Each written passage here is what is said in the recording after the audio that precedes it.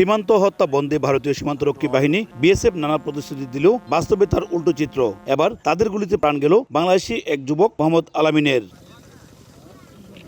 নিহতের পরিবার ও এলাকাবাসী জানায়, শুক্রবার সন্ধ্যায় পুঠিয়া সীমান্তের ওপারে গরু আনতে যায় পুঠিয়া দক্ষিণপাড়ার নোয়াবাড়ির যুবক আলামিন। এ সময় ভারত বাংলাদেশ সীমান্তে আলামিনকে লক্ষ্য করে গুলি চালায় বিএসএফ। তারা গুরুতর আহত অবস্থায় আলামিনকে সেখান থেকে উদ্ধার করে ত্রিপুরা বিশালগড় হাসপাতালে নিয়ে যায়। পরে রাত ৯টার দিকে ওই হাসপাতালে মারা যান তিনি।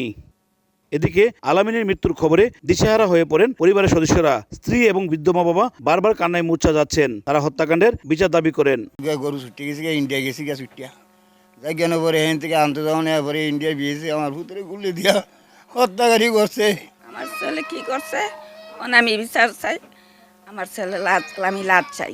বাংলাদেশের মধ্যেই ছিল পাহাড়টার মধ্যে আমার স্বামীকে গুলি করা হয়েছে। এদিকে বিএসএফ গুলিতে বাংলাদেশি নিহতের ঘটনায় ক্ষোভ প্রকাশ করে গ্রামবাসী ঘটনাটিকে নির্মম হত্যাকাণ্ড উল্লেখ করে এর বিচার দাবি করেন। তার নামাইরা তার জৈরে নিয়ে তার বিচার করতে পারে। মারাটাও যে ঠিক হয়েছে না। ওরা বলছিল রাস্তা দেওয়ার জন্য, রাস্তা দেওয়া নেই, তারা উল্টা নিয়ে গেছে ইন্ডিয়ার ভিতরে। সরকারের কাছে বিচার চাই, যেমন লাশটা যেমন তাড়াতাড়ি আমাদের দিয়ে দেয়। এর আগে 2024 সালে 22 এপ্রিল একই সীমান্তে বিএসএফ গুলিতে মোহাম্মদ মেহেদী হাসান নামে এক বাংলাদেশি যুবক নিহত হন।